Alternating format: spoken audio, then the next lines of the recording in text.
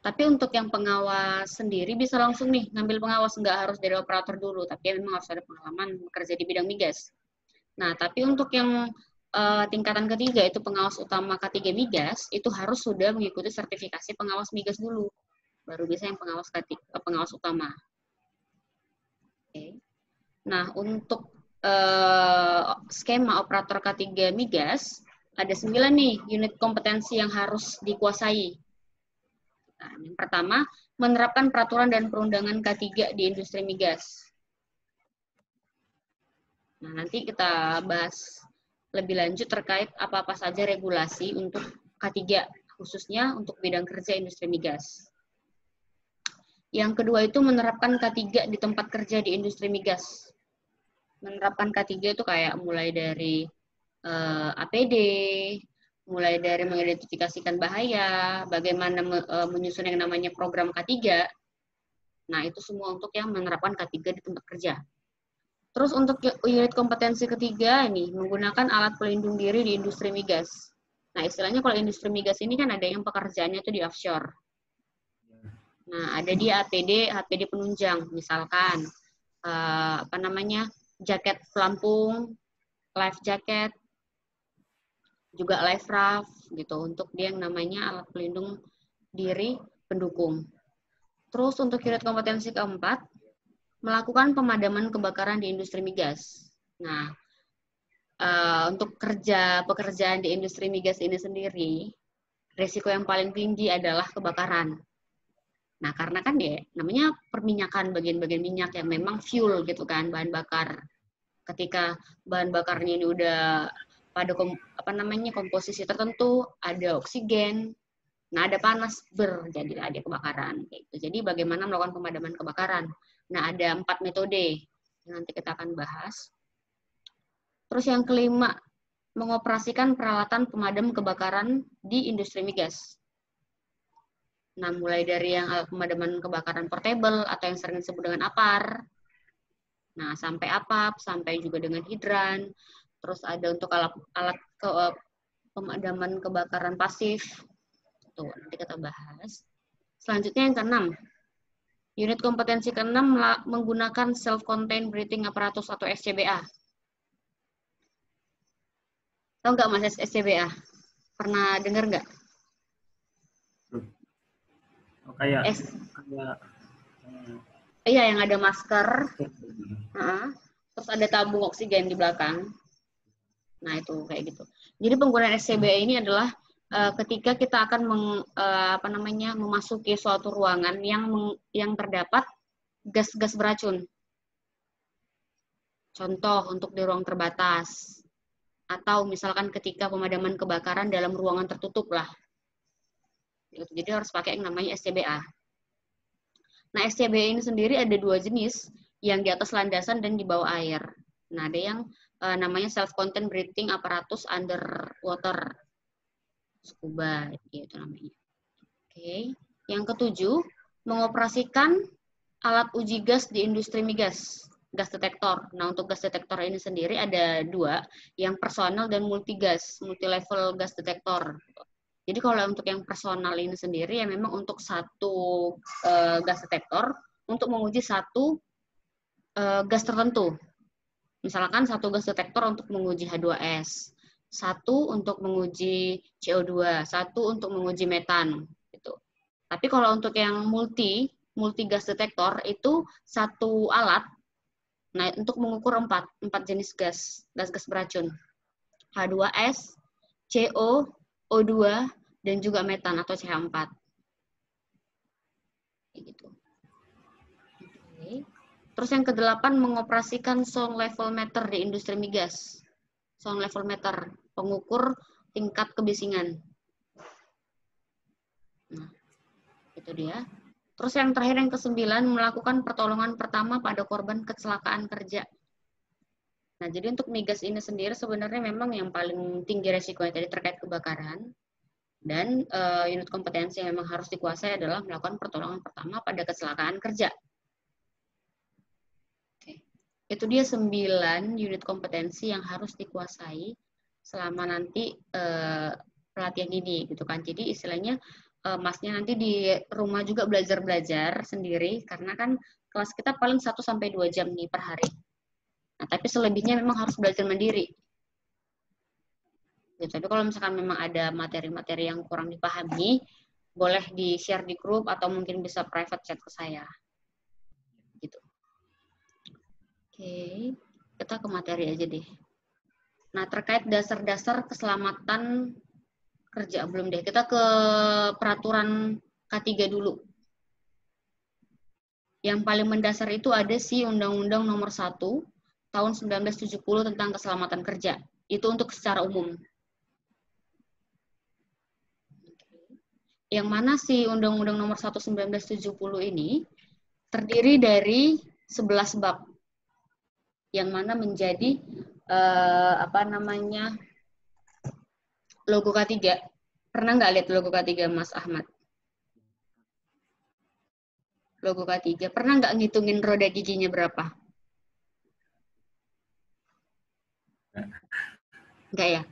Nanti kalau misalkan ada waktu atau iseng-iseng gitu kan, lagi nggak ada kerjaan, dibuka gitu. Logo K3 itu pasti ada 11 roda gigi.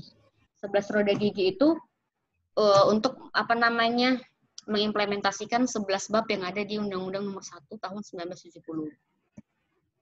Itu secara filosofinya kayak gitu. Nah, di Undang-Undang 170 ini sendiri ada pertama itu terkait istilah-istilah yang akan digunakan di K3. Seperti tempat kerja. Apa sih tempat kerja? Tempat kerja ialah setiap ruangan atau lapangan tertutup ataupun terbuka, bergerak ataupun tetap, di mana terdapat tenaga kerja yang bekerja, dan atau sering dimasuki tenaga kerja untuk keperluan suatu usaha, dan di mana terdapat sumber-sumber bahaya di dalamnya. Nah, jadi tempat kerja itu yang pertama harus ada orangnya dulu.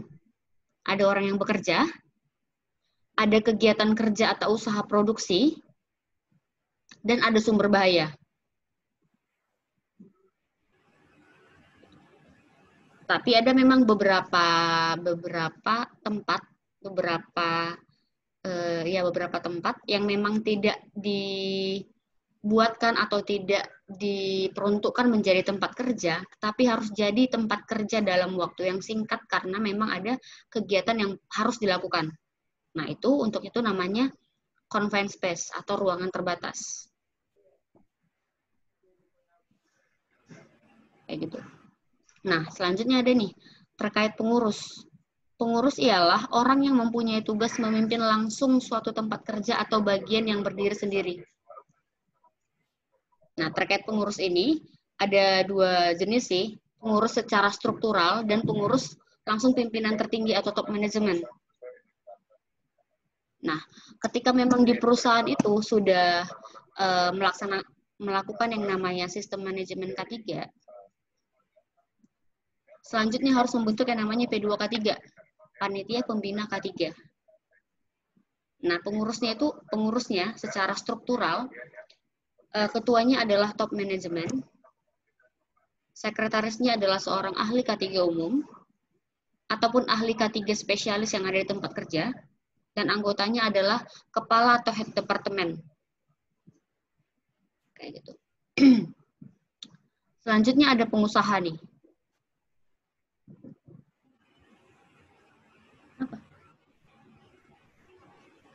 Pengusaha ialah orang atau ini terkait kalau misalkan nih di tempat kerja ada memang user. Nah, user itu adalah pemberi kerja dan biasanya user itu akan memiliki subkon ataupun vendor. Nah, subkon ataupun vendor yang ada di tempat kerja, nah itu disebut sebagai pengusaha. Selanjutnya direktur ialah pejabat yang ditunjuk oleh Menteri Tenaga Kerja untuk melaksanakan undang-undang ini. Direktur yang dimaksud di sini adalah kalau memang kita berbicara terkait K3, direkturnya adalah PNK3, pengawas norma K3. Nah, itu dia terkait direktur. Yang ditunjuk langsung oleh Menteri Tenaga Kerja. Oke. Selanjutnya pegawai pengawas. Nah, pegawai pengawas ialah pegawai teknis berkeahlian khusus dari Departemen Tenaga Kerja. Nah, untuk pegawai pengawas ini yang paling sering adalah pengawas ketenagakerjaan. Pengawas ketenagakerjaan baik itu memang di kota ataupun provinsi. Yang selanjutnya ada ahli keselamatan kerja nih. Ialah tenaga teknis yang berkeahlian khusus dari luar Departemen Tenaga Kerja yang ditunjuk oleh Menteri Tenaga Kerja untuk mengawasi ditaatinya undang-undang ini. Nah, untuk ahli keselamatan kerja ini adalah orang-orang yang sudah mengikuti sertifikasi ahli K3 di kementerian.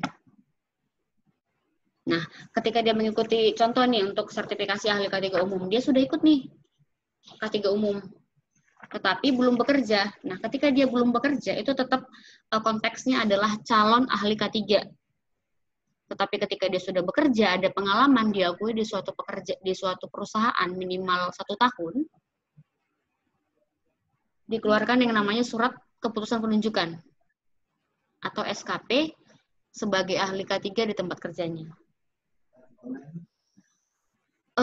Mas Ahmad Lajuardi dan Pak Fajar, kita bisa di stop sebentar, 5 menit deh. Ya, nggak apa.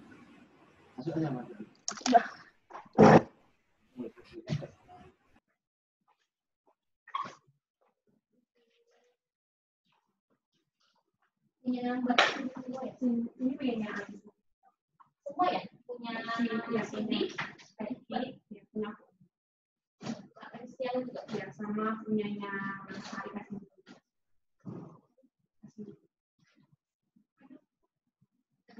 ya. Namanya saya juga namanya. Oh alah.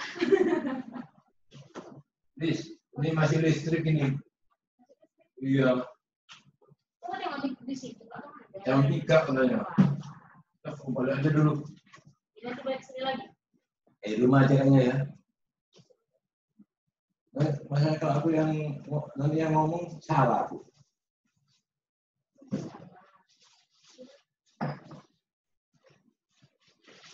Sorry yang lama. Nah ini oh enggak, saya enggak. Ini aku akan di bagian lah.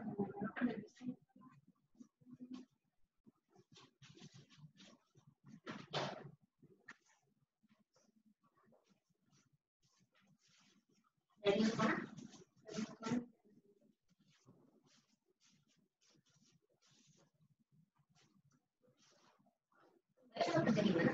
Kemarin aku di media cuma aku di sana. Bagian ASP. Dia ini bagian BOP di tempat ini. Oke, langsung ke dia support kayak BOP atau sekarang nganggur. Jadi masih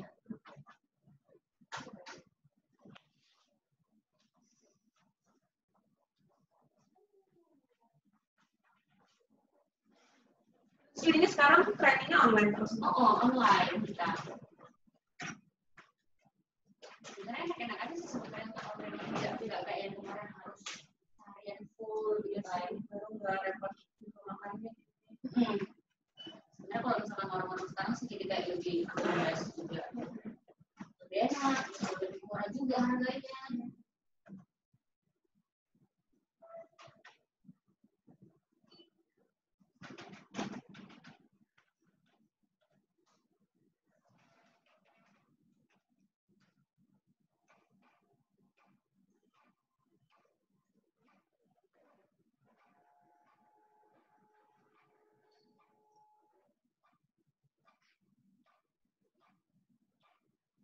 Yang lain?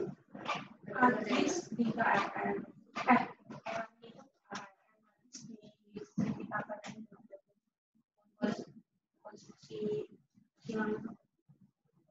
Kalau Ari KRN. KRN itu apa? KRN itu Kutaikan Kendari. Oh, Salita. Kalau Adis di konstruksi. Bagian apa? Adis nggak tahu ya kenapa. Tapi dia bagian konstruksi kilang yang di Ketiga Bersiko. Sama satu daerah mereka betul. Kalau Reskiana sama gitu. Belum.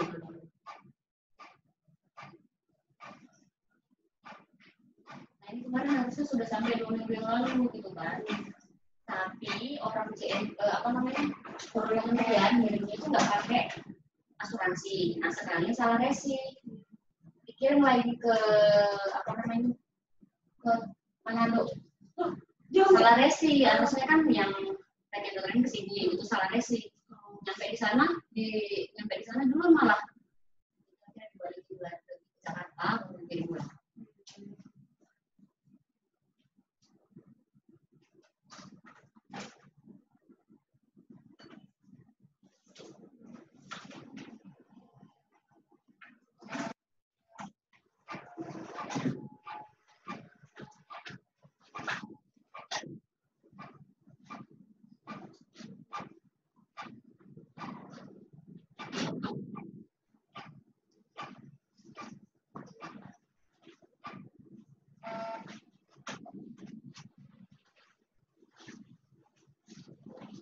Enggak lah.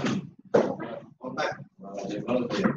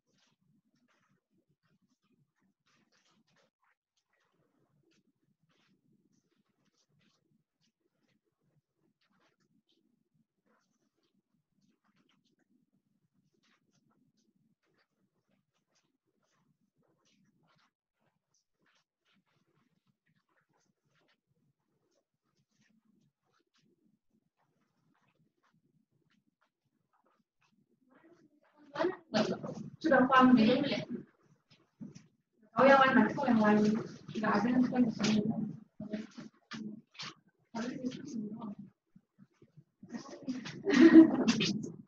Kasih nama nggak amplop dulu.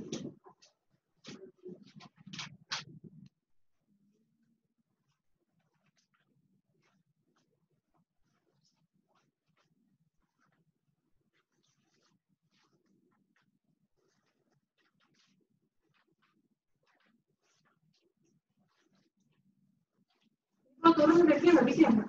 Gimana? Bisa atau bisa? Nah, itu pada Hidup sih, Pak. Pikir kalau turun dia nggak bisa.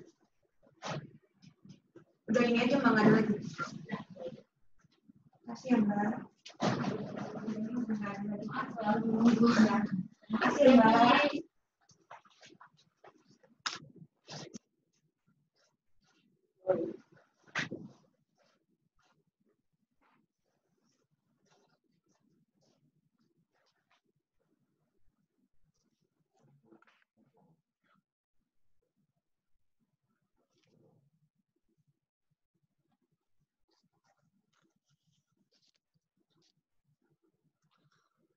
Selamat Lajuardi dan Mas Fajar monitor.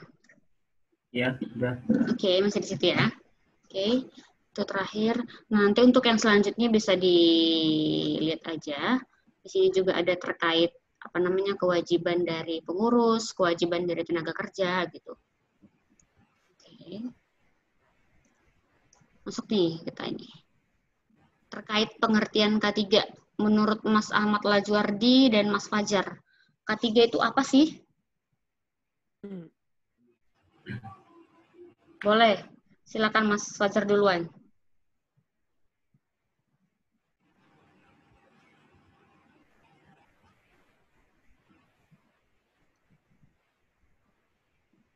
Atau Mas Ahmad Lajuardi deh duluan. Apa tuh kira-kira menurut Masnya pengertian dari K3?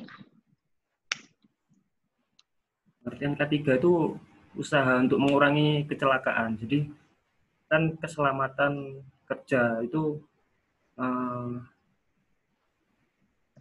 intinya itu untuk mengurangi kecelakaan kerja sama meningkatkan produktivitas pada perusahaan. Yang saya pahami intinya itu. Oke, siap. Oke, jadi sebenarnya terkait keselamatan dan kesehatan kerja itu ada dua kata kerja gitu loh ya, dua kata sifat. Keselamatan kerja dan kesehatan kerja gitu. Jadi kalau misalkan kita bicara terkait keselamatan kerja, bagaimana kita dapat menghindari gitu kan, menghindari atau mengontrol yang namanya bahaya sehingga terlepas atau terhindar dari yang namanya kecelakaan kerja. Nah, kalau kita bicara tentang keselamatan kerja, kesehatan kerja adalah derajat sehat seorang tenaga kerja baik secara psikis ataupun secara fisik.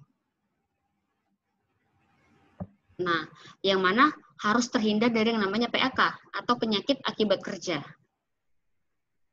Itu dia terkait keselamatan dan kesehatan kerja atau K3.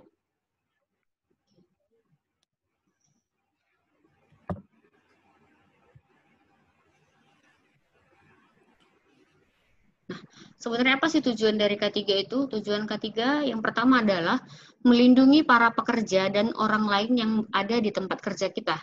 Karena ketika pun ada orang lain, baik itu pengunjung, ataupun mungkin anak-anak magang gitu kan, yang melakukan observasi di tempat kerja, yang mana bukan tenaga kerja di tempat kerja kita, itu harus dilindungi kesehatan dan keselamatannya. Nah, yang kedua, menjamin agar setiap sumber produksi dapat dipakai secara aman dan efisien.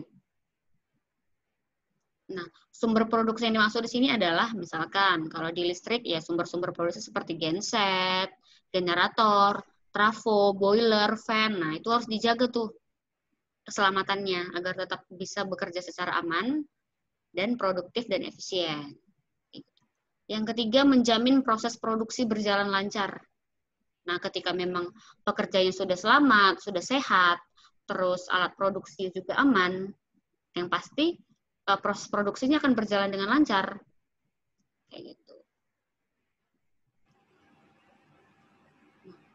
Keselamatan atau safety, bagaimana mengendalikan kerugian dari kecelakaan, dan kemampuan untuk mengidentifikasikan dan menghilangkan atau mengontrol risiko yang tidak bisa diterima. Sedangkan kesehatan, derajat atau tingkat keadaan fisik dan psikologi individu. Kira-kira sampai situ ada yang ditanyakan?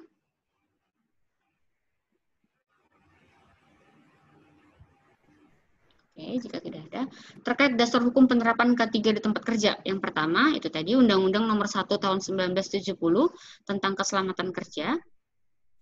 Ada Permenaker Nomor 5 Tahun 1996 tentang Sistem Manajemen K3. Dan sekarang yang terbaru itu di PP 50 tahun 2012 tentang pedoman penerapan sistem manajemen K3. Yang mana setiap perusahaan yang mempekerjakan 100 orang atau lebih itu wajib menerapkan SMK3. Dan atau perusahaan yang tidak mencapai 100 orang pekerja tetapi memiliki resiko yang tinggi, nah itu harus menerapkan yang namanya sistem manajemen K3. Contoh, untuk bidang kerja peledakan, bidang kerja yang memiliki resiko kebakaran yang tinggi. Nah, itu harus menerapkan yang namanya sistem manajemen K3.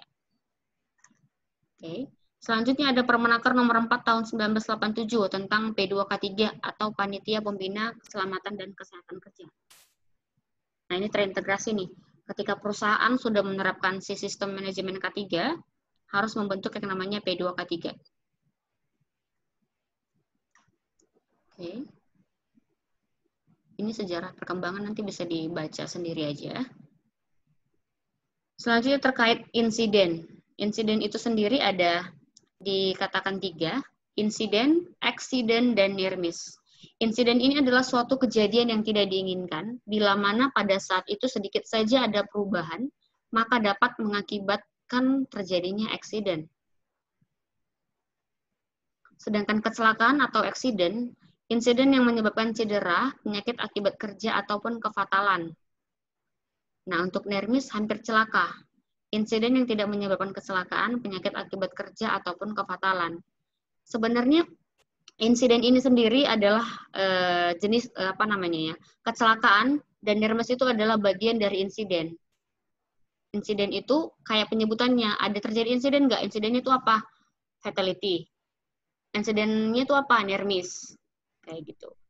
Penyebutannya aja, secara insiden itu ada dia kecelakaan ataupun near miss.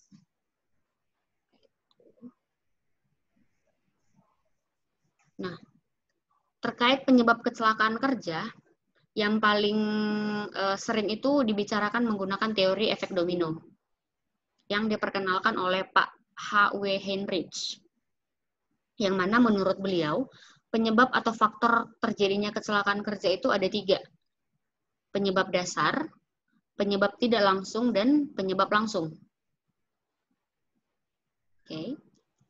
Untuk penyebab dasar ada beberapa faktor. Yang pertama, kurangnya prosedur atau aturan. Nah, kurangnya prosedur atau aturan ini terkait kurangnya SOP, kurangnya JSA, atau mungkin form-form tertulis lainnya yang bisa mengontrol resiko dan bahaya. Kayak gitu. Selanjutnya, kurangnya sarana. Nah, kurangnya sarana. Yang ketiga, kurangnya kesadaran terkait K3. Banyak nih sebenarnya pekerja-pekerja yang sudah difasilitasi APD, sudah sering diingatkan tentang K3 melalui safety meeting, atau safety briefing, atau safety talk, cuman masih kurang sadar dari sisi pekerjanya. Terus yang keempat, kurangnya kepatuhan. Nih, tidak ada, misalkan di perusahaan tidak ada yang namanya aturan-aturan terkait kepatuhan K3. Nah, itu dia yang dapat menjadi penyebab dasar terjadinya kecelakaan kerja. Untuk penyebab tidak langsung ada faktor pekerjaan dan faktor pribadi. Nah, untuk faktor pekerjaan ini misalkan jam kerja, lamanya bekerja, terus untuk tingkatan pekerjaan, target bekerja. Nah, ini masuk di faktor pekerjaan. Terus selanjutnya faktor pribadi. Faktor pribadi ini masuk kayak emosi, keluarga, lingkungan. Nah, ini di faktor pribadi. Selanjutnya ada penyebab langsung. Penyebab langsung itu ada 2 kategori. Tindakan tidak aman atau TTA, dan kondisi tidak aman. Nah, menurut si Bapak H.W. Heinrich ini sendiri, tindakan tidak aman menyumbang 88% penyebab kecelakaan kerja. Dan 10% untuk kondisi tidak aman atau KTA, sisanya 2% itu faktor lain-lain yang sering disebut dengan takdir, kayak gitu. Oke. Selanjutnya ketika si penyebab dasar, penyebab tidak langsung, penyebab langsung ada muncul yang namanya kecelakaan kerja dengan kontak dengan bahaya ataupun mungkin kegagalan fungsi dari mesin-mesin atau sarana prasarana yang ada di tempat kerja. Selanjutnya apa dampaknya? Ada kerugian, baik itu secara manusia, mesin ataupun peralatan, material ataupun bahan, dan lingkungan. Itu dia terkait yang dinamakan teori domino penyebab kecelakaan. Penyebab dasar, penyebab tidak langsung, penyebab langsung, dan ada yang namanya kecelakaan kerja yang berdampak kerugian terhadap manusia, mesin, material, dan juga lingkungan. Kira-kira sampai di situ ada yang ingin didiskusikan? Bencana alam itu berarti masuk kerugian. Misal Iya, kalau kerugian. Enggak. Gimana? Gimana, Mas? Kalau pas di kerja itu ada kayak gempa gitu, itu enggak termasuk penyebab tidak Kan. Ini maksudnya kerugian nih, kerugian maksudnya ini ketika misalkan sektor migas, gitu kan? Nah, sektor migas ini saat itu tidak terkendali nih terkait H2S dan juga gas-gas lain yang ada di situ. Terus ada kebocoran fuel. Nah, terjadi yang namanya ledakan. Ledakan itu kan ini sebenarnya masuk kayak ke kategori kecelakaannya. Ledakan terus dicampur dengan mungkin di situ ada tangki-tangki apa segala macam yang eksplosifnya itu ditetapkan sebagai bencana alam gitu sih, bukan bencana alam longsor, bukan.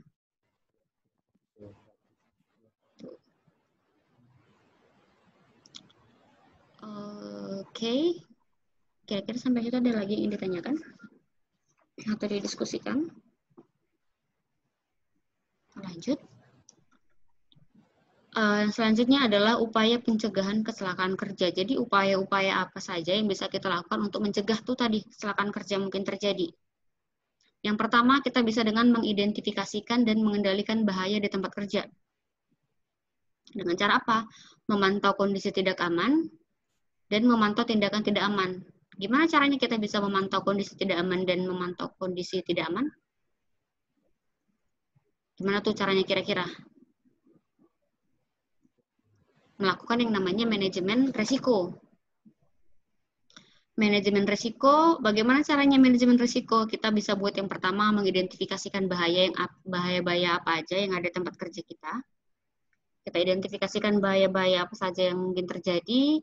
Kita identifikasikan resiko yang mungkin terjadi dari bahaya itu. Nah, kita bisa membuat yang namanya rekomendasi pengendalian bahayanya. Nah, yang paling simpel biasanya itu dengan membuat yang namanya JSA atau IBPR. Nah, untuk JSA itu hanya sebatas kita dapat mengidentifikasikan bahaya-bahaya mungkin terjadi untuk satu aktivitas pekerjaan. Oke, satu aktivitas pekerjaan. Nah, untuk IBPR, kita bisa mengidentifikasikan bahaya, bisa menilai risiko apakah pekerjaan itu masuk ke dalam kategori ekstrim, medium, atau low. Jadi kalau misalkan memang ada di kategori ekstrim, kita bisa menurunkan nih resikonya. Dengan cara apa? Hierarki pengendalian. Eliminasi, substitusi, engineering control, rekayasa administrasi, atau mungkin dengan APD. Kayak gitu. Oke. Yang selanjutnya melakukan yang namanya pembinaan dan pengawasan. Memberikan pelatihan dan pendidikan, memberikan konseling dan konsultasi, pengembangan sumber daya. Sebenarnya untuk pengembangan sumber daya ini sudah masuk ke pelatihan dan pendidikan. Nah, jadi kita memberikan yang namanya pelatihan dan pendidikan terkait ketiga. Yang paling umum aja nih, drilling kebakaran, drill gempa, gitu. Itu terkait pelatihan dan pendidikan. Dan untuk memang beberapa pekerjaan yang membutuhkan spesifikasi yang tinggi atau spesialis, nah, contoh misalkan di migas. Di migas dia memang bagian tim damkar. Nah, kita kasih nih pelatihan dan pendidikan sampai dia ke ahli pemadam kebakaran. Kayak gitu. Selanjutnya dengan sistem manajemen. Nah, terkait sistem manajemen, ya memang yang bakalan mengatur secara manajemen, kayak gitu kan, secara sistem. Dengan yang pertama, prosedur dan aturan. Jadi ada yang namanya SOP, setiap pekerjaan itu harus ada SOP-nya. Jadi memang ada satu standar yang bisa mengatur bagaimana pekerjaan itu secara aman dan jauh terhindar dari yang namanya kecelakaan. Kayak gitu. Karena seperti yang udah kita pelajari tadi itu, di F teori domino, prosedur dan aturan itu adalah penyebab dasar. terjadinya yang namanya kecelakaan. Selanjutnya juga dengan penyediaan sarana dan prasarana, serta pemberian yang namanya penghargaan dan sanksi. Nah, manajemen ini merupakan penyebab dasar biasanya. Jadinya kecelakaan kalau tidak ada ataupun tidak dilaksanakan. Kayak gitu. Kira-kira sampai di situ ada yang ingin ditanyakan atau didiskusikan?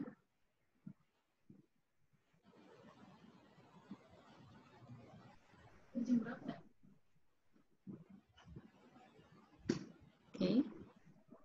Nah, terkait bahaya K3. Kalau boleh saya tanya nih, Mas Fajar monitor kah Mas Fajar? Monitor, Ibu. Oke. Juga dengan Mas Ahmad Lajuardi. Kira-kira menurut Mas Fajar nih, apa sih pengertian dari bahaya dan pengertian dari resiko? Apakah keduanya itu sama atau berbeda? Berbeda, Ibu. Oke. Coba diberikan sedikit pemaparannya, Mas Fajar, terkait apa pengertian dari bahaya dan resiko.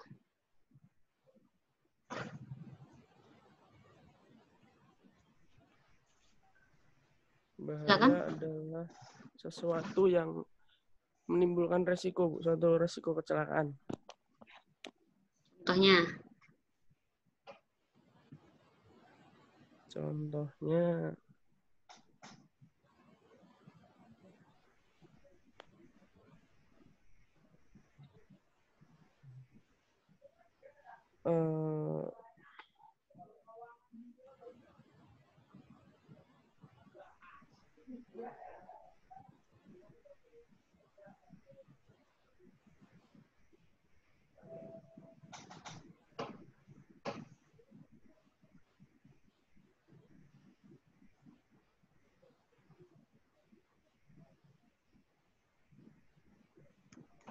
menurut Mas Ahmad Lajuardi, Ya.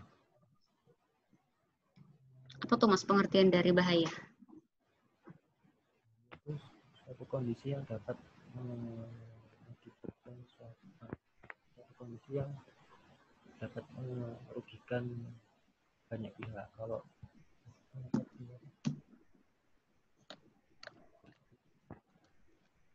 ini sama tuh. Gimana Mas?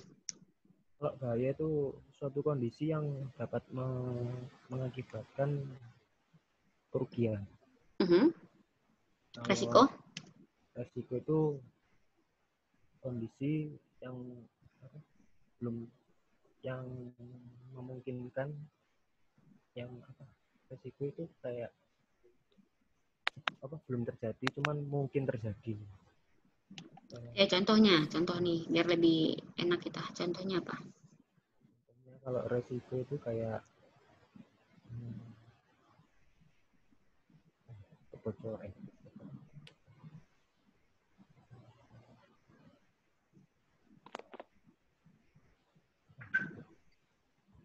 Contoh bahaya dulu deh apa kira-kira contoh bahaya. Misalkan kemarin Masnya PKL di PLN. Ya. Nah, biasanya di PLN tuh bahaya-bahaya apa saja sih yang mungkin ada? Kalau bahaya seperti kabel putus. Oke. Terus kalau resiko itu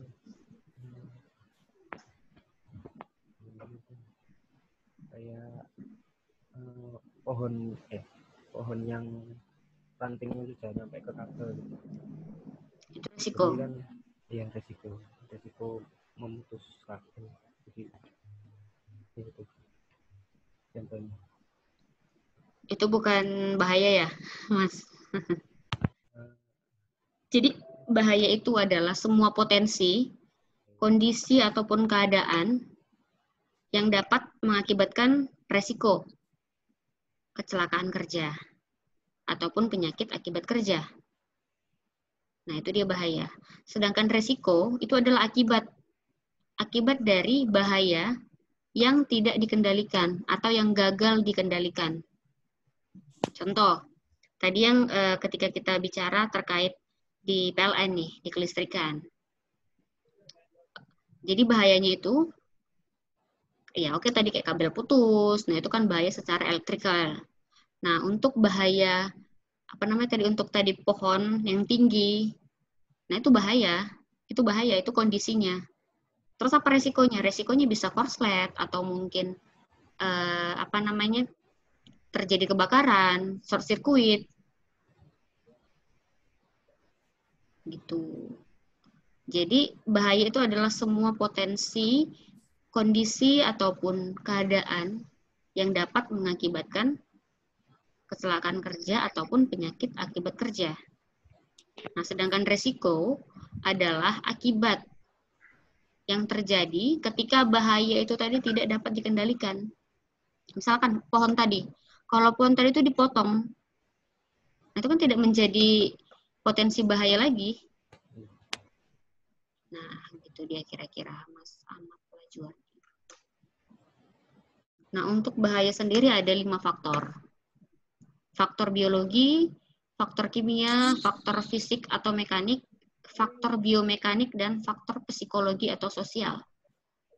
Nah, untuk faktor biologi contohnya bakteri, virus, jamur, tanaman, binatang. Nah, ini untuk lebih ketika praktek kerjanya itu yang banyak apa namanya berinteraksi dengan hewan-hewan atau makhluk hidup. Contoh seperti perkebunan, biasanya dengan ada binatang-binatang melata, binatang-binatang beracun. Kalau misalkan pekerjaan apa namanya, contoh kayak pabrik tempe atau pabrik apa yang menggunakan bakteri-bakteri atau virus tertentu, jamur. Nah, itu.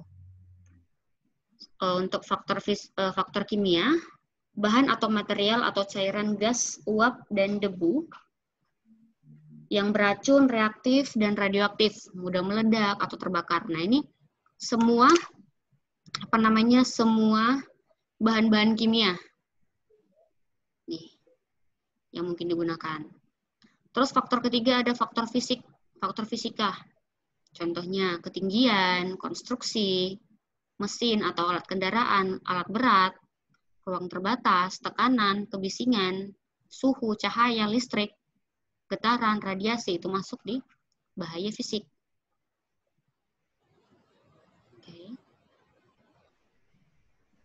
Selanjutnya, untuk faktor biomekanik atau sering disebut dengan faktor ergonomi. Gerakan berulang, postur atau posisi kerja yang tidak benar, pengangkatan manual, desain tempat kerja, itu. Untuk faktor psikologi sosial, itu contohnya stres, tekanan dari atasan, kekerasan, pelecehan, lingkungan, emosi. Gitu. Ini dia 5 faktor bahaya yang dapat mengakibatkan yang namanya kecelakaan kerja ataupun penyakit akibat kerja kalau tidak dikendalikan atau kalau tidak dikontrol. Gitu, kira-kira. Sampai di sini di copy ya, Mas Fajar dan Mas Ahmad.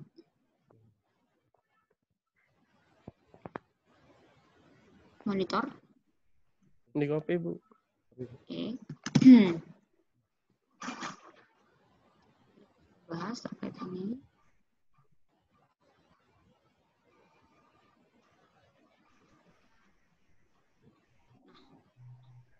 Yang tadi penyebab langsung, tindakan tidak aman atau unsafe action, dan kondisi tidak aman atau unsafe condition. Contoh-contoh tindakan tidak aman apa aja tuh? Operasi tanpa otorisasi, gagal memperingatkan, gagal mengamankan. Nah, ini bisa dilihat sendiri saja nanti. Terus terkait kondisi tidak aman, pelindung atau pembatas tidak layak, APD kurang, peralatan rusak, ruang kerja, bahaya kebakaran. Nah, ini terkait memang kondisi baik itu lingkungan yang dapat mengakibatkan yang namanya kecelakaan kerja.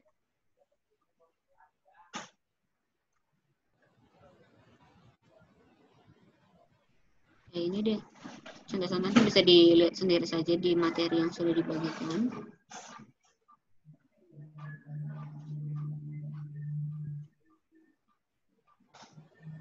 Nah, terkait objek pengawasan K3 itu apa saja sih? Yang pertama, bangunan tempat kerja kita secara konstruksi. Nah, ini masuk. Mesin-mesin, pesawat, instalasi yang ada, baik itu instalasi bangunan, instalasi listrik, alat kerja ataupun perkakas kerja, bahan-bahan atau material yang digunakan, lingkungan kerja, sifat kerja, cara kerja, proses produksi, lembaga, dan tenaga kerja. Ini yang menjadi pengawasan untuk seorang praktisi K3 di tempat kerja. Begitu.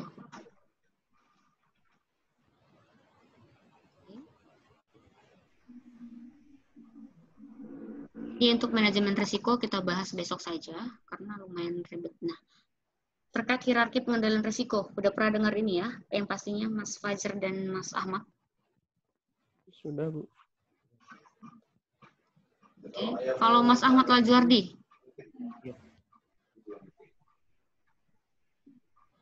sudah pernah tahu nggak Mas terkait pengendalian risiko ini?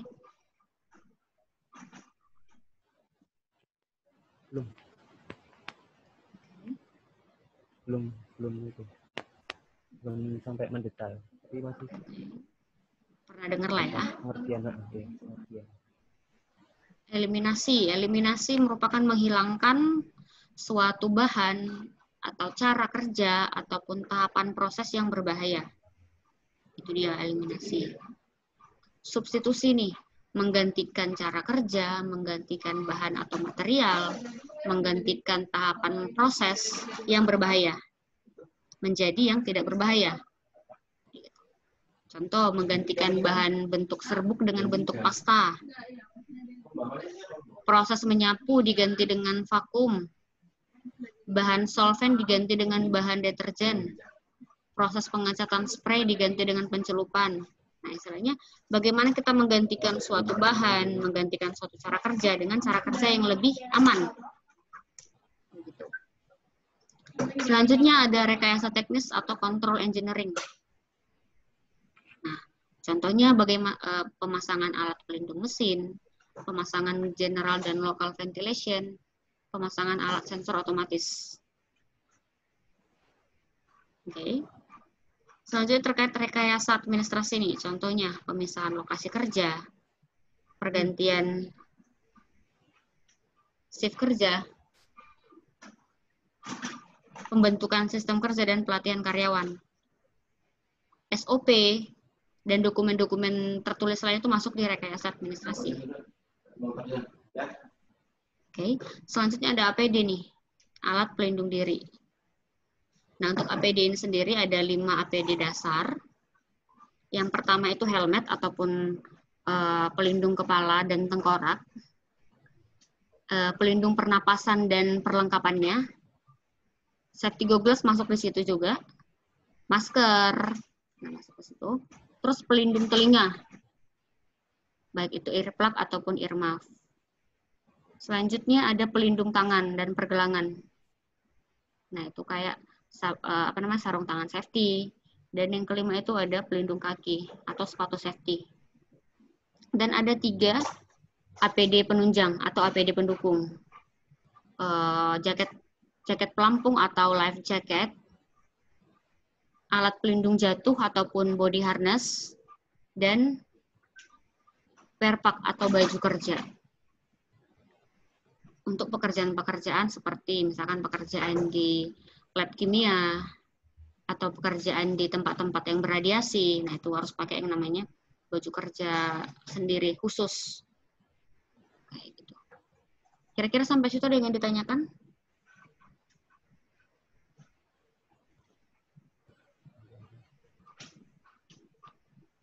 Bu, untuk permen APD yang kemarin itu, Bu? Permen APD, nanti saya share deh, Mas ya. Permen APD. Oke, siap. Oke. Terkait P2K3. Ini P2K3, Panitia Pembina K3. Adalah lembaga yang dibentuk. Nih, lembaga yang dibentuk sebagai perpanjangan tangan pengawas Dinas Ketenagakerjaan di tempat kerja. Yang mana P2K3 ini yang membuat rekomendasi K3, membuat laporan K3 per 3 bulan sekali. Gitu. Untuk secara strukturnya, ketua itu adalah top management atau pimpinan tertinggi di perusahaan. Sekretarisnya adalah seorang tenaga kerja yang sudah dibekali dengan sertifikat atau kompetensi ahli K3. Baik itu ahli K3 umum ataupun ahli K3 spesialis lainnya. Dan untuk anggota adalah semua kepala-kepala departemen yang setiap kepala departemen ini memilih satu sebagai anggotanya juga. Backup kayak gitu.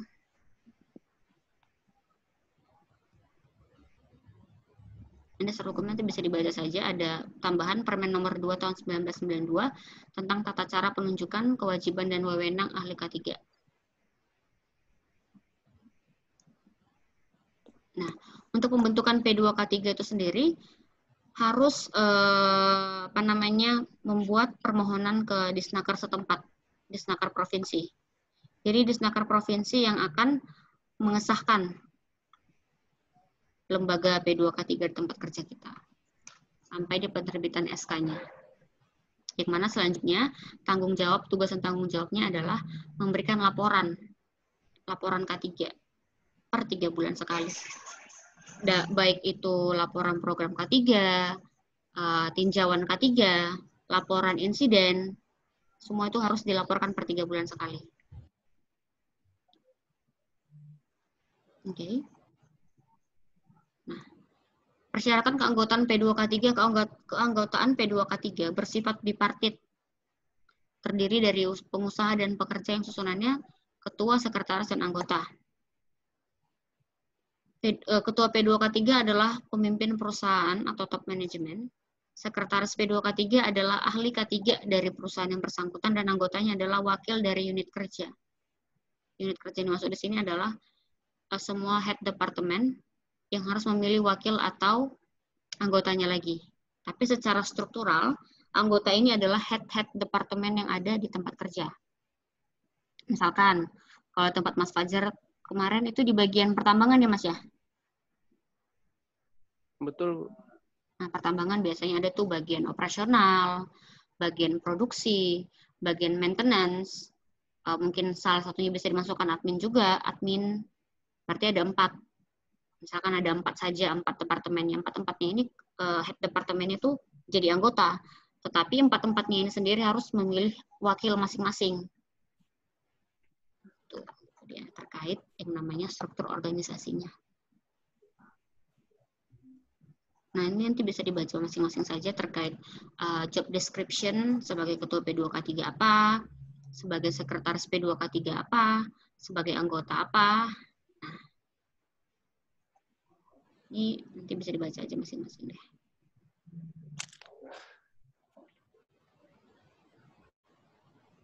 Nah, ini mulai dari menyusun yang namanya program K3 seperti safety meeting, inventarisasi permasalahan K3, identifikasi dan inventarisasi sumber bahaya, penerapan norma K3, inspeksi, penyelidikan dan analisa kecelakaan. Nah, ini semua adalah tugas dari P2K3, yang mana hasilnya adalah bentuk rekomendasi dan laporan.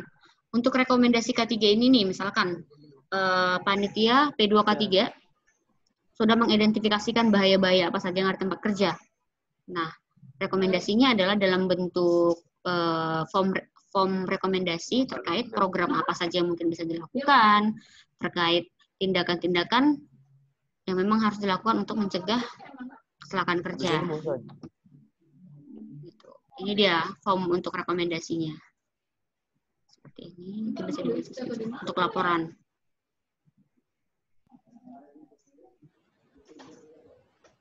Oke, kira-kira sampai di P2K3 ada yang ingin ditanyakan?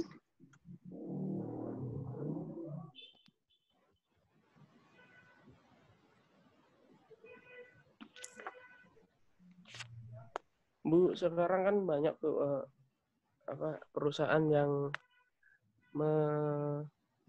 meminimalkan atau meningkat struktur manajemen pekerjaan tuh gimana kita menanggapinya? Meningkatkan? Meminimalkan terlalu sedikitnya Bu, manajemen kerja itu. Maksudnya jam kerja? Yang jadi 8 jam itu kan, Mas? Iya, betul. Oke. Jadi gini, kembali lagi ke hierarki pengendalian. Biasa nih, misalkan di pertambangan kan biasa sering pakai shift 12 jam kerja kan? Iya, betul. Nah, 12 jam kerja ada shift siang, shift pagi, dan shift malam. Begitu. Jadi sebenarnya rekomendasinya adalah seperti masuk ke pengendalian hierarki pengendalian yang keempat secara administratif. Dan kebanyakan buat nih kecelakaan baik pun itu hanya near miss, biasanya karena faktor kelelahan. Nah, makanya dari situ sih rekomendasinya itu sekarang kebanyakan tambang juga sudah mengikuti yang namanya program jam kerja 8 jam per hari secara normal. Itu sih, Mas. Jadi istilahnya lebih seperti mengendalikan agar tidak terjadi resiko-resiko yang lebih tinggi sih kalau terkait yang namanya meminimalkan jam kerja. Jadi kan waktu pekerja untuk istirahat lebih banyak kayak gitu. Jika pola itu nggak dipakai sama perusahaan tuh gimana ya, Bu? Nah, istilahnya seperti apa ya? Semua peraturan itu memang harus dilakukan, tetapi kembali lagi ada kebijakan dari perusahaan. Nah, ketika kebijakan perusahaan tetap masih dengan dua shift tadi, 12 jam kerja, tetapi harus ada beberapa kontrol. Nah, makanya biasanya kalau misalkan perusahaan yang memakai 12 jam kerja, misalkan untuk shift pagi 6 hari, biasanya ada tuh off 1 hari. Atau shift malam 5 hari, ada off 2 hari. Dan sembari itu pun memang harus ada pengecekan kesehatan rutin. Itu dia Mas Fajar. Siap.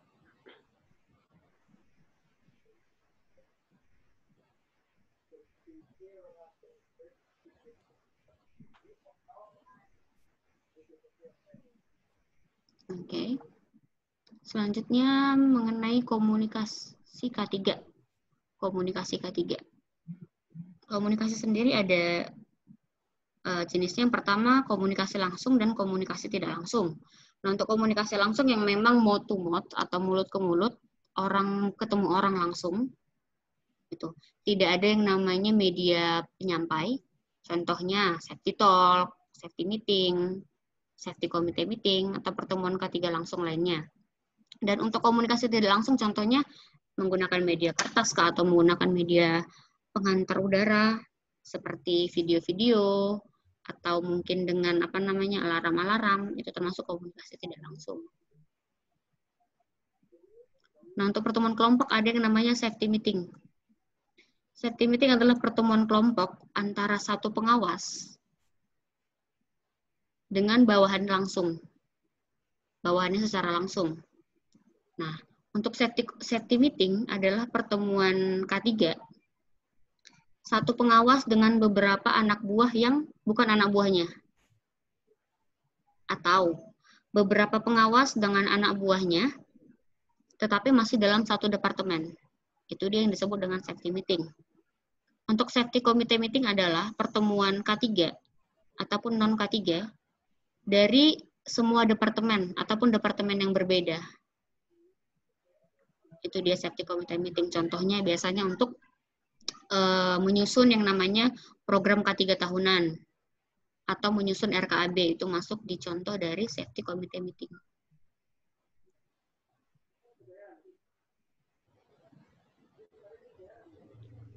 Nah, ada tingkat perusahaan, tingkat divisi, tingkat departemen, tingkat bagian.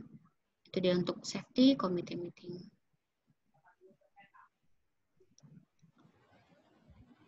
Nah, ini terkait pelaksanaannya seperti apa, ada pembukaan, ada ceramah. Ini bisa dibaca masing-masing saja. Mengenai komunikasi K3 ada yang ditanyakan?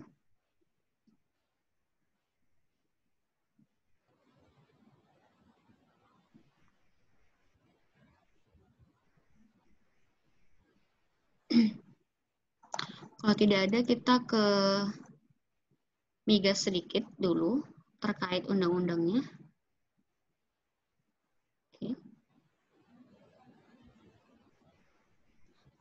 Peraturan atau regulasi terkait industri migas. Nah, yang pertama ini memang semua.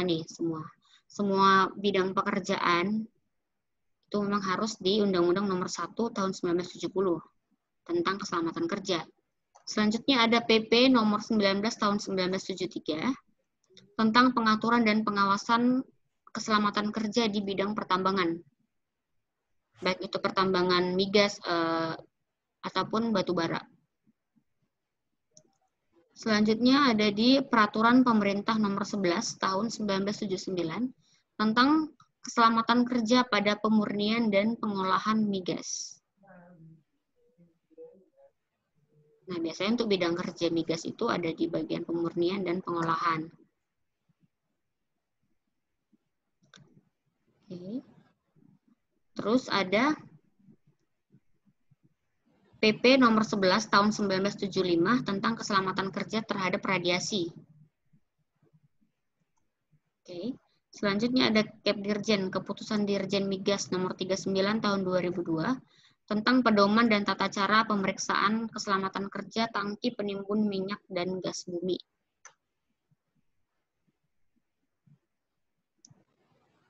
Oke. Terkait elemen manajemen K3. Yang pertama itu ada HSE polisi atau peraturan K3.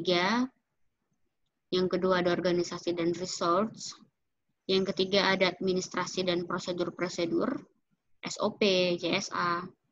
Yang keempat ada komite K3 atau P2K3. Yang kelima ada risk management atau manajemen risiko. Yang keenam ada pelatihan dan pendidikan. Yang ketujuh ada safe work practice.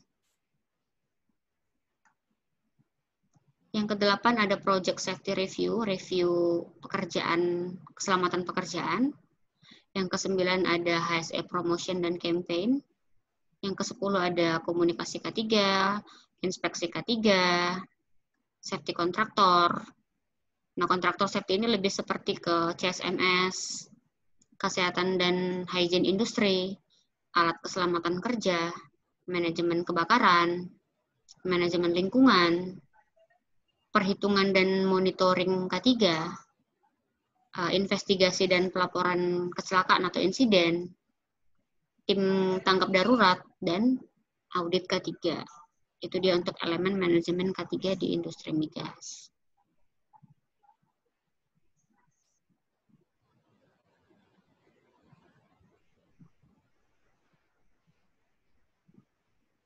Nah, peranan subsektor minyak dan gas bumi bagi pembangunan nasional.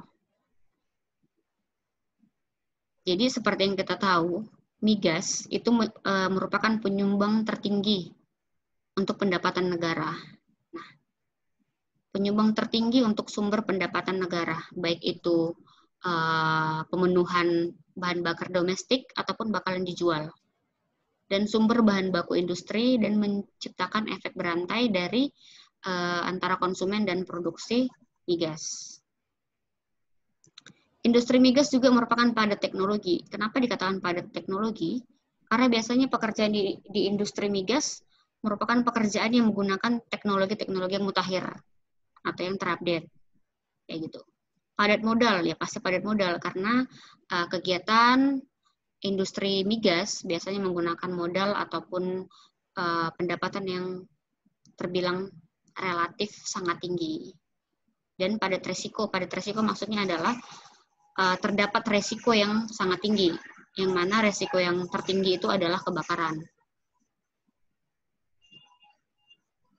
Kira-kira sampai di sini ada yang ingin ditanyakan? Mas Ahmad Lajuwardi?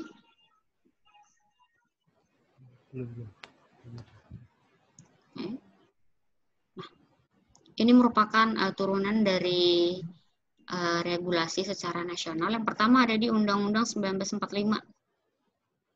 Ada di pasal 33 yang menyatakan bahwa setiap warga negara berhak atas kehidupan yang layak, dalam artian berhak mendapatkan pekerjaan. Setelah mendapatkan pekerjaan, ada tuh nanti undang-undang terkait bawahnya, terkait yang namanya UMR, upah minimum relatif karyawan. Itu dia. Selanjutnya ada di Undang-Undang 1 1970 terkait keselamatan kerja. Oke. Dan terkait ketenagakerjaan ada di Undang-Undang Nomor 13 Tahun 2003 dan Undang-Undang Nomor 22 Tahun 2001 terkait kegiatan usaha migas. Nah, ini di PP Nomor 1973 tentang usaha pertambangan, K3 di pertambangan secara umum. Ada PP Nomor 23 Tahun 2004, PP Nomor 31 Tahun 2006, Perpres Nomor 8 2012. Ini semuanya ini mengacu kepada pembinaan dan pengawasan oleh Menteri SDM.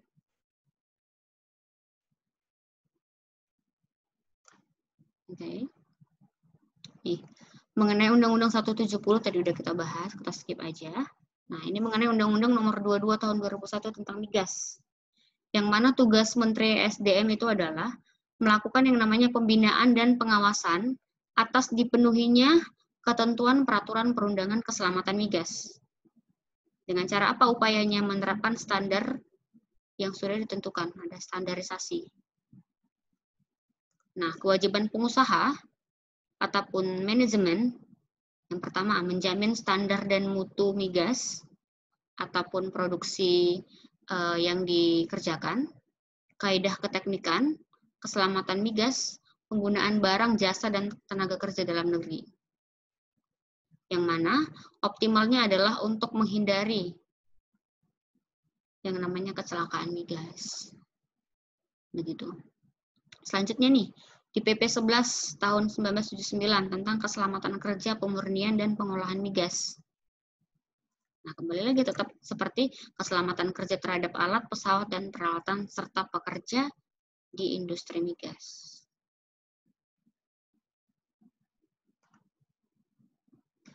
Ini ada beberapa perundangan K3 yang ada di migas, nanti bisa dibaca sendiri saja. Ini ada Hiperkes dokter, Hiperkes tenaga medis, pemeriksaan kesehatan, pelaporan PAK, terkait APAR, terkait pesawat PTP, pesawat tenaga dan produksi, terkait penyalur petir. Bisa dibaca saja masing-masing nanti. Kira-kira sampai di situ ada yang ingin ditanyakan? Terkait peraturan perundangan di migas.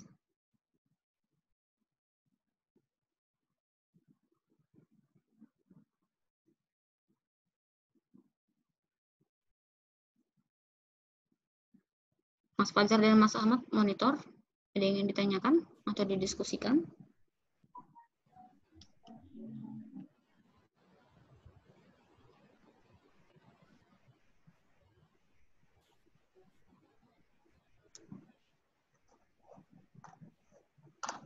Cukup, Bu. Oke. Berarti kita sekarang masuk ke kebakaran. Ini kita bahas besok, manajemen risiko itu besok. Kita skip saja dulu, kita ke kebakaran.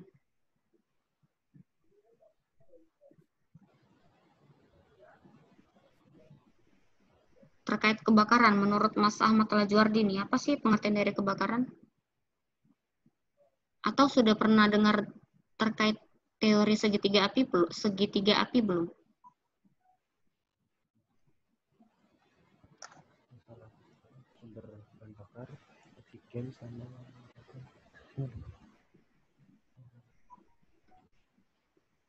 Apa Mas? tiga api itu tadi kan masalah kayak oksigen, bahan bakar sama satunya. Oksigen, bahan bakar, dan panas. Nah, jadi ketiga unsur itu, jika bersatu pada komposisi tertentu dapat mengakibatkan atau timbulnya api. Nah, ketika api tadi semakin besar dan tidak dapat dikendalikan lagi, itu yang disebut dengan kebakaran. Oke. Dan ketika sudah tidak terkendali lagi, lebih berlangsung lebih di atas dari 5 menit, akan muncul yang namanya reaksi kimia api. Itu yang disebut dengan tetrahedron api. Yang awalnya segitiga menjadi 4 tetrahedron. Gitu. Si panas, oksigen, dan fuel atau bahan bakar bersatu, muncul yang namanya rantai kimia api atau tetrahedron api. Gitu. Selanjutnya mengenai manajemen K3 penanggulangan kebakaran adalah bagaimana memanajemen nih. Ini sebenarnya sudah masuk ke sistem tanggap darurat kebakaran sih. Jadi kita bahas secara singkat aja. Untuk metode pemadaman kebakaran itu ada 4. Mungkin Mas Ahmad Lajori kalau mau dicatat boleh dicatat. Yang pertama itu ada cooling atau pendinginan. Cooling atau pendinginan. Jadi untuk cooling ini sebenarnya bagaimana metode pemadaman api adalah menghilangkan salah satu atau salah dua dari si empat unsur penyebab kebakaran tadi. Nah, kalau cooling, kita menghilangkan panasnya. Oke. Selanjutnya ada smothering. Smothering. Untuk smothering kita menghilangkan si O2-nya.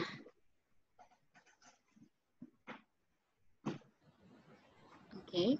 Kita menghilangkan O2 atau oksigennya. Biasanya disebut dengan pembatasan. Yang selanjutnya ada starvation. Nah, untuk starvation atau starvasi, yang kita hilangkan adalah bahan bakar. Contoh misalkan di migas biasanya ada valve atau katup-katup apa gitu yang untuk suplai bahan bakar. Nah, suplai bahan bakarnya itu yang kita hilangkan atau kita putus. Itu starvation. Dan terakhir ada yang namanya inhibition.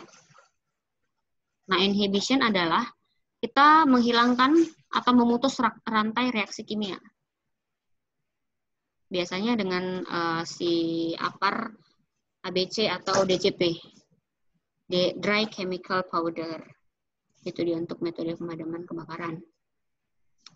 Untuk kelas-kelas kebakaran sendiri yang sering dikenal itu ada kelas kebakaran A, B, C, dan D. Tapi yang terbaru sekarang ada yang kelas E. Nah, untuk kelas A itu adalah kebakaran yang disebabkan oleh benda padat non-logam. Oke. Untuk kebakaran kelas B, itu kebakaran terhadap gas ataupun cairan yang mudah mendidih. Untuk kebakaran kelas C, itu adalah kebakaran yang disebabkan oleh peralatan-peralatan kelistrikan. Dan untuk kelas D, itu adalah kebakaran yang disebabkan oleh logam-logam mudah terbakar. Nah, untuk kelas E itu untuk kebakaran yang dikarenakan zat radioaktif. Okay. Dan ada juga satunya lagi, kebakaran kelas K. Untuk kebakaran kelas K ini adalah kebakaran karena kitchen atau dapur. Minyak-minyak dapur, kayak gitu. Kira-kira sampai di situ ada yang ditanyakan terkait basic fire. Kita akan lanjut besok terkait sistem tanggap darurat kebakaran.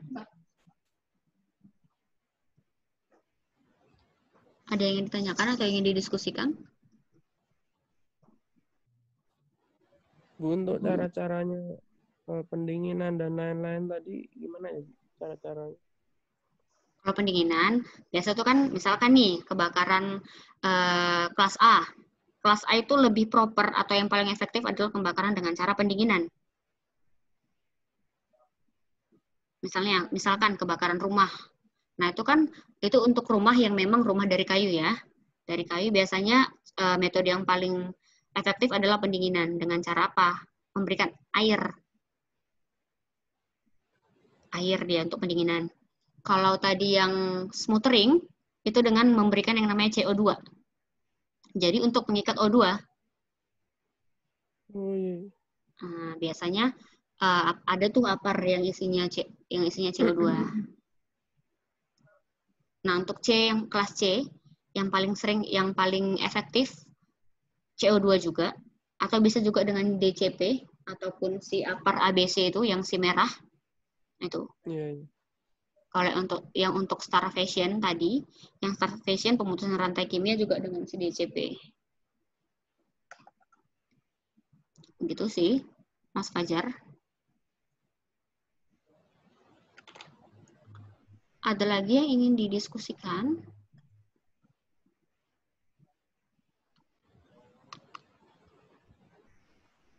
Terkait basic fire.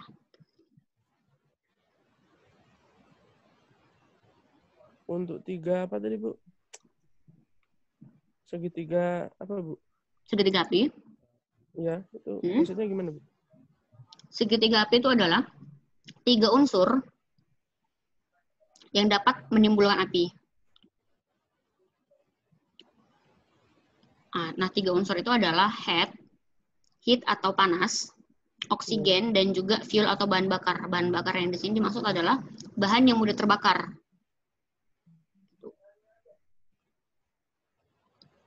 Ketika ketiga ini bereaksi nih, lebih dari 5 menit, biasanya itu akan muncul yang namanya rantai kimia api. Reaksi rantai kimia api. Itulah yang disebut dengan tetrahedron api. Dan ketika api ini menjadi tidak terkendali, nah itulah yang disebut dengan kebakaran. Tingkat-tingkatannya seperti itu, Bu, ya?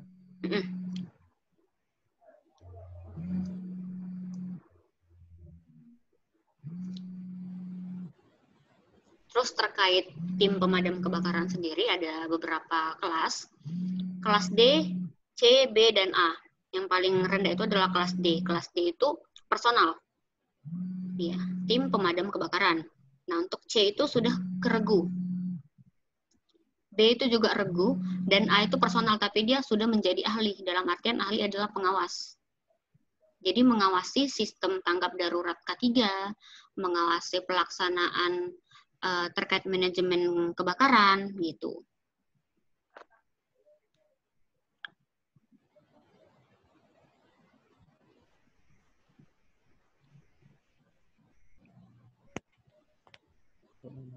Kalau yang tetrahedron tadi itu berlaku untuk semua jenis kelas kebakaran. Iya, itu apa sih namanya tingkatan prosesnya, Mas. Nah, ketika itu dia berlangsung dalam 5 menit nih golden times-nya untuk pemadaman api. Tapi ketika lewat dari 5 menit, biasanya itu akan muncul namanya kebakaran. Kenapa kebakaran? Ya karena memang sudah tidak terkendali lagi. Nah, ketika sudah ada yang namanya reaksi rantai kimia, metode pemadaman yang paling efektif bukan lagi dengan air, tapi dengan yang namanya DCP, kayak gitu, atau dry chemical powder. Gitu.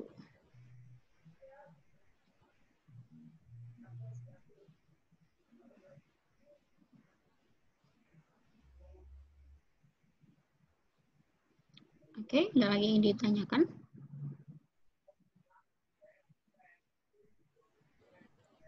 Untuk materi nanti dibagikan apa enggak, Bu?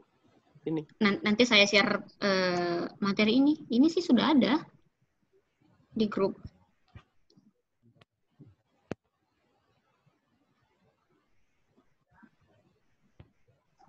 Untuk yang tadi kelas B itu apa sih? Gimana, Mas? Yang apa? 5 kelas, yang kelas B kebakaran tadi. Oh, kelas B itu gas ataupun cairan yang mudah mendidih. Ingat aja, Mas, B boil, mendidih. Gitu. Oh, itu. A tadi itu ingat aja ash yang bisa menghasilkan debu ketika terbakar. Kertas, kayu, terus apa lagi yang pokoknya yang bisa menghasilkan debu lah. Abu kayak gitu.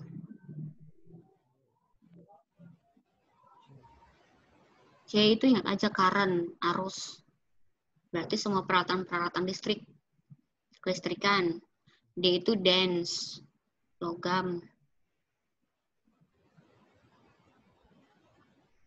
Nanti materinya di-share, Bu, ya, di grup, Bu. Oke, siap. Oke, ada lagi yang ingin didiskusikan untuk materi hari ini?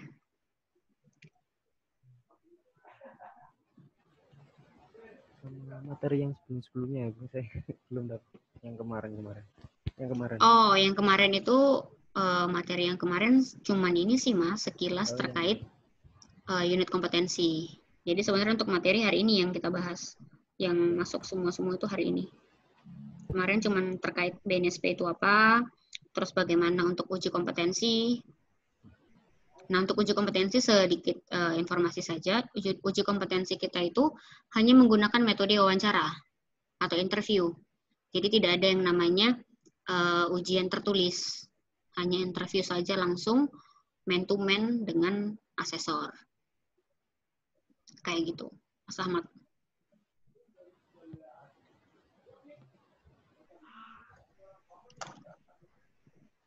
Itu pada tanggal 24 nanti, Bu ya? 24, iya benar, hari Jumat.